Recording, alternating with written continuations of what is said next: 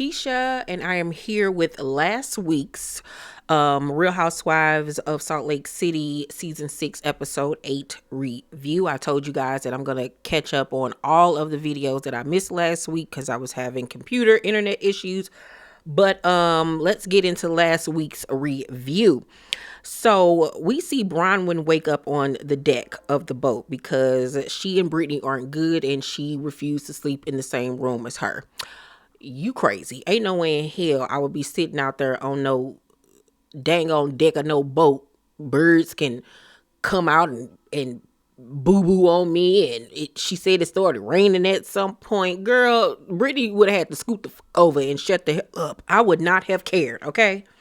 So then we have flashbacks to Lisa denying to Heather that she was the one that put this information out there about Bronwyn. The night before, remember, she was sitting out talking to John, and Heather went to go find her, and she was adamant that she did not do it. She did not have anything to do with this, and she can't believe that Heather even thinks that she would. So, because it was a part of me that was wondering, did Heather know for a fact that Lisa did it? But in that scene, with the way that she was denying it, made me see that, nah, Heather wasn't in on it or anything like that, or was aware of this. So it gives me that Lisa did act on this alone, because I 1000% believe that it was Lisa. And if it wasn't Lisa, the only other person that it could possibly be out of that group to me is Heather. Because Heather would be the only other person that would have motive to dig into Bronwyn's past and sit back and let Lisa take the fall for it, which would be genius, by the way. But I don't know if Heather is that calculating. Well, no, that's a lie. She is that calculating. Very much. So Lisa tells Meredith that morning, because they are sharing a room, that she learned how people are and that no one would say she would never do that. So she was taking offense, basically, that nobody was taking up for her. And Meredith is over it. She was like, don't tell me I don't support you. I'm the only one trying. Like, Meredith is over her, guilt tripping her and trying to bully her into, sticking up for her. And then who want to hear all that fucking complaining while we on vacation? So Angie is feeling better, much better. Hallelujah. Thank you, Jesus. Lisa joins all the girls as they're waiting for breakfast and they're sitting outside on the deck or whatever. And she just comes in like nothing happened the night before. Talking about some, hey, hi, good morning, top of the morning to you. And they all looking at her like, girl, you just had a whole mental breakdown last night. And now you coming out here sitting down like ain't nothing happened. Like, what is going on? So literally Angie, Heather, and Whitney just get up and walk off because it was so weird. So weird. So then Britani talks about Bronwyn to Lisa, who is up on the upper deck reading a book and overhears them talking about her. So Bronwyn then links up with Mary and Angie and tells them that she just heard them talking about her and how she just sick and tired of Lisa going back on her word, because they had made a truce that they weren't going to talk about husbands no more. They weren't going to talk about children. And Lisa was the one that said, we're going to leave kids out of it. But yet and still, she is the one that continues to talk about this girl family. So Bronwyn, I'm sorry. So the other girls joined them for breakfast, and Bronwyn asked Mary, can she sleep in their room? And Mary was like, no. Two's company, three's a crowd. Mary was not having it. Like, oh, hell no. I felt bad for Bronwyn, though. I really honestly did. So Bronwyn then calls Britani out for trying to sleep with Captain Jason. And of course, Britani denies this, but Meredith co-signs it, because we see a flashback to the night before when she had Captain Jason come to her room talking about the AC wasn't working and she had on some little skimpy outfit. And it's like, girl, stop trying to throw that kangaroo puss to this man. He does not want it, all right? So, Britani, like I said, denies it, but then questions Meredith about why she's talking to her. And Meredith's like, you know what? Good point. Why am I talking to you? Meredith and Brittany are so funny to me because their beef is so stupid. So Lisa was like, enough with the pile on. Captain Jason's not interested. He's like, it's like dumb. It's really dumb. Back me up on this, Daisy. Back me up on this. Is he interested? No, he's not interested. Say no. It's a hard no, right? I feel bad for him. I wouldn't want my name dragged around in a conversation that I'm not a part of. And I was like, Brittany, I thought this was your sister. I thought that y'all were ace boon coons. You know what I'm saying? And she just straight up dissing you to your face like this man would never want you. He would never be interested in you. It's dumb to even assume or think that, okay? And you just sitting there like a lump on a log, letting her play you in your face. But then what the real gag was her saying she feel bad for him having his name dragged around in a conversation that he's not a part of. And that sets Bronwyn off. Bronwyn was like, oh, come on.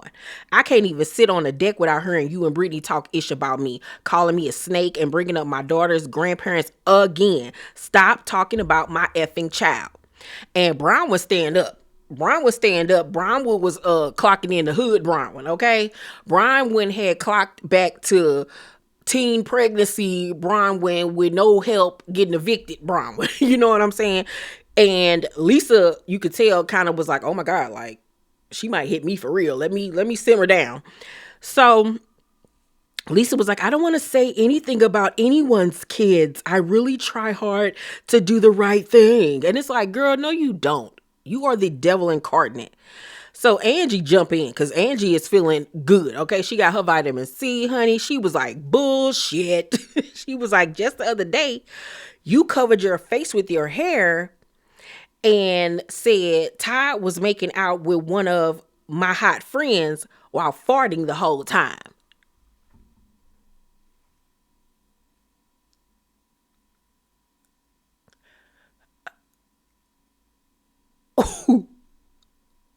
What?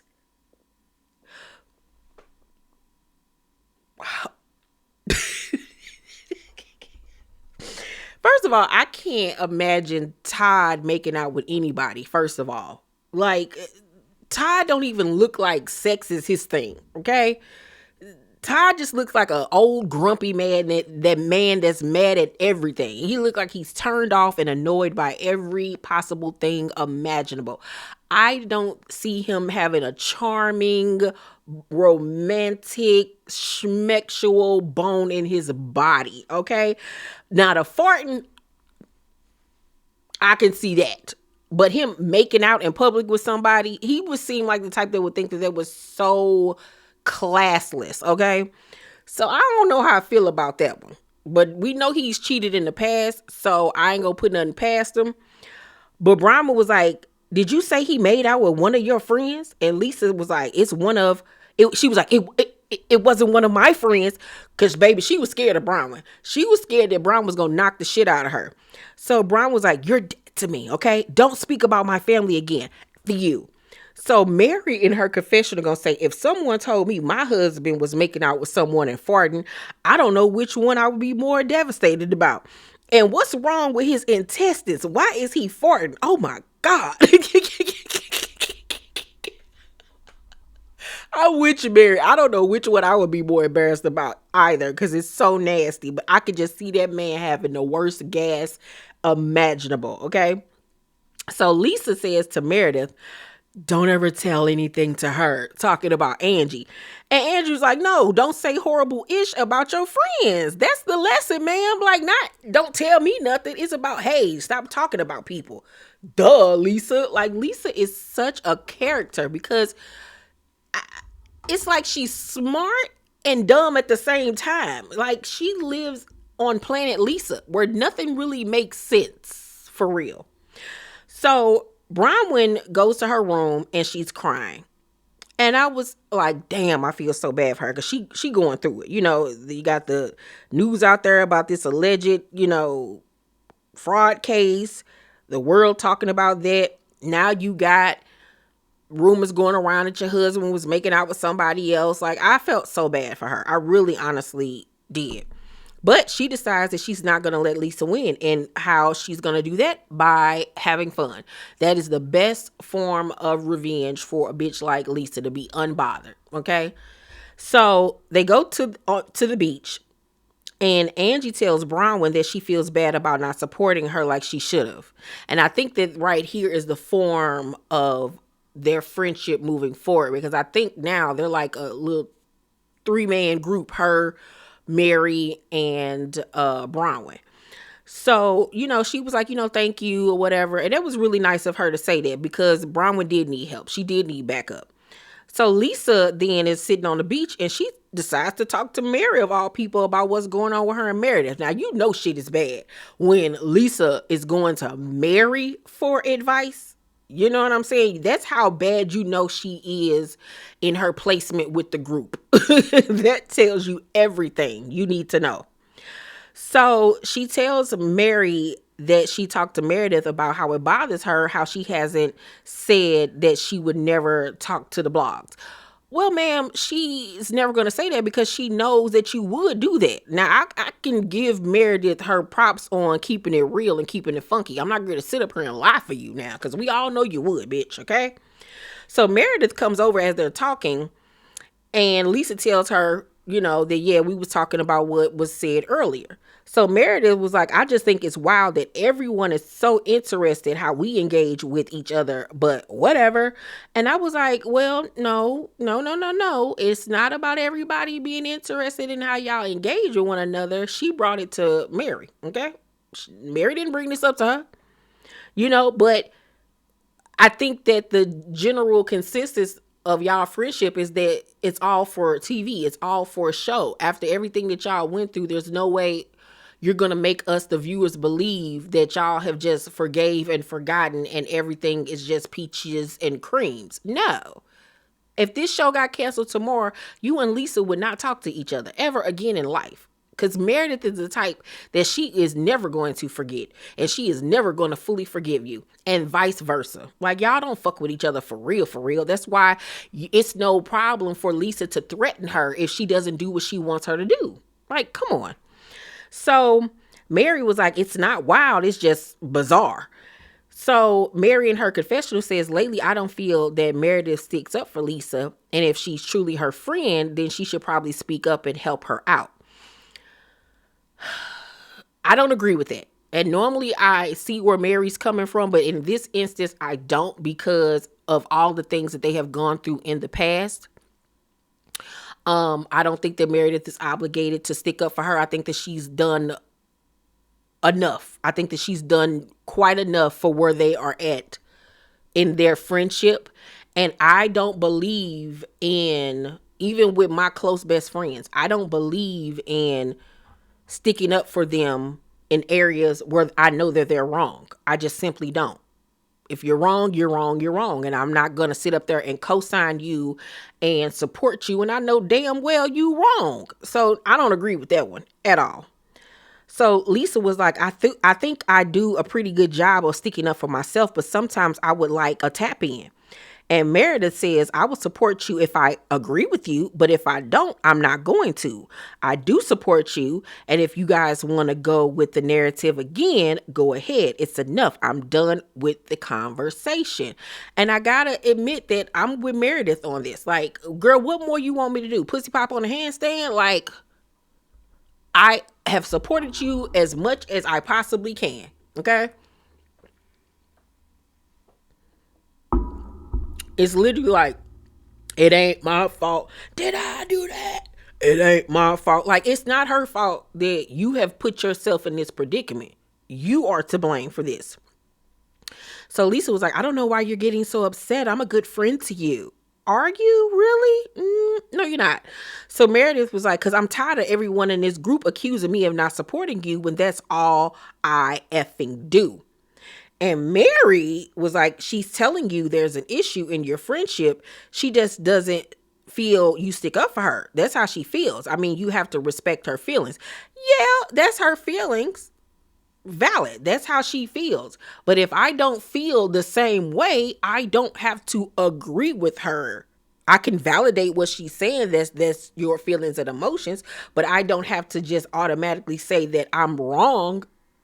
No, I don't agree with that at all. But I feel like this is Mary's underlining issues with Meredith that she's tapping into. I don't even think that at this point she's even tapping into what's going on between Meredith and Lisa. I think that these are her own feelings towards Meredith. So Meredith was like, well, what would you want me to do, Mary? Go do cartwheels about it? And Mary was like, I don't care what you do. You're not a good friend. Go jump in the ocean. Baby, Mary had it. And I think that that is Mary speaking for herself when she says that Meredith isn't a good friend, because we all know season 2, Mary and Meredith had grown into having a really close relationship. They maintained that relationship after she left season 2. They maintained the relationship when she was gone for season 3. And then when she came back for season 4, they were close, but it wasn't like it was. And I think after season 5, when the incident happened at Mary's house, when Meredith totally flipped on her at the Audrey Hepburn party and accused Mary of putting her out, which she absolutely didn't. I think that really hurt Mary. I really did, because Mary had been a good friend to her and she totally flipped and switched on her. And I don't remember or recall, so somebody let me know, did Meredith ever really take accountability for that and apologize to Mary? Because I think that that's what Mary is held up on. And I wish that she would just say that, because we're so used to her being forthcoming. And I really think that that's the reason why she's going at Meredith the way that she is. So, after she tell Meredith to go jump in the lake, Meredith was like, you can go do something, honey.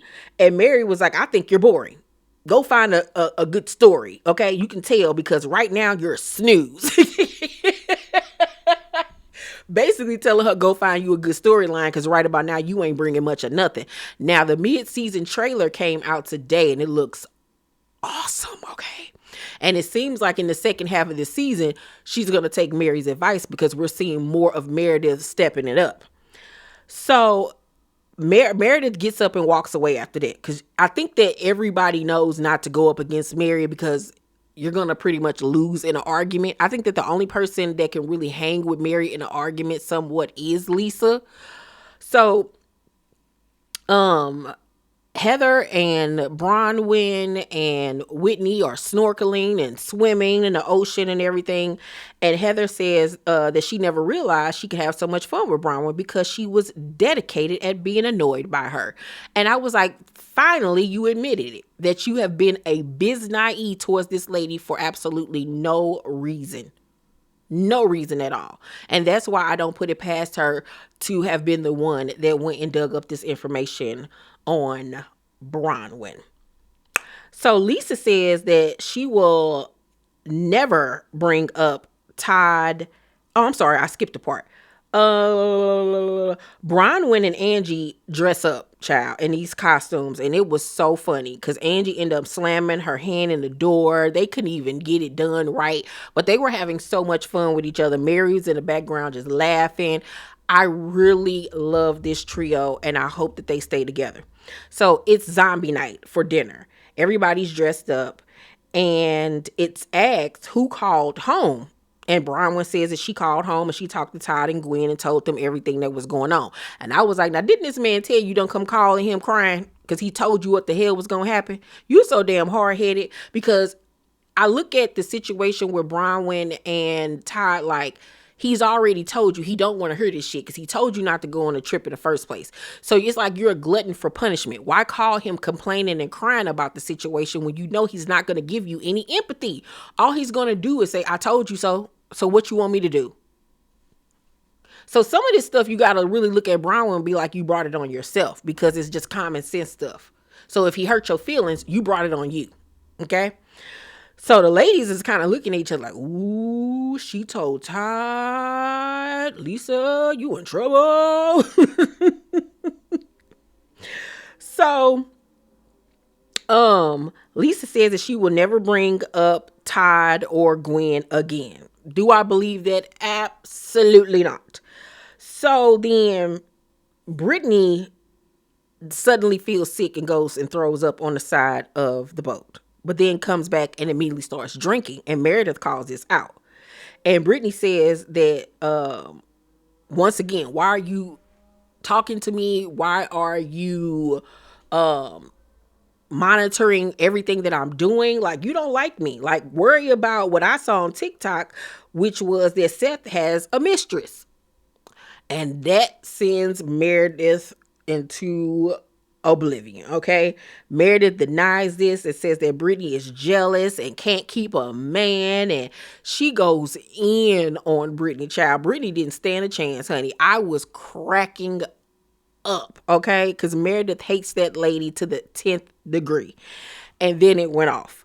Child, one thing that I am loving about the Housewives in general is that they are switching things up with the format of the show. Typically, since the invention of Housewives, we just have the season. They'll have a little something that they do as a group in town or nearby, a little quick look something, look vacay, and then they save the big girls trip for the end of the season. I'm really loving that they're doing these big extravagant trips right in the beginning of filming. And I think that that's better and smarter instead of waiting until the end of the season, because by the time we get to the end of the season and they go on these trips, we've seen the arguments 50 million times. We've heard the complaints 50 million times. They're tired of arguing over the same stuff at that point. I think switching it up and having the big cash trips in the beginning is so genius, because everything is fresh and new, and we're just getting into the groove of things. I really love this switch up. I am obsessed with the switch up. But I'm going to give last week's episode of Real Housewives of Salt Lake City an A. It was, of course, very entertaining. This cast is the best cast out of all the Housewives, the best franchise out of all the Housewives, the best storylines out of all the Housewives. I just cannot say anything else better about this group of women. Like, keep it as it is. Don't fire anybody. Everybody can stay, okay? Y'all let me know what y'all thought about last week's episode. Let's talk about it down below in the comment section. Oh, you guys, I got some great videos in store for you guys. I have Shein hauls coming. I have a full glam makeup tutorial using She Glam products. Yes. So, and then I have more bag promos for you guys. I got a ton of stuff on the way. So we're going to have fun. We're going to have fun this holiday season. So make sure you guys tune in for all of those videos. Love you guys immensely, and I will see you all on my next video. Bye.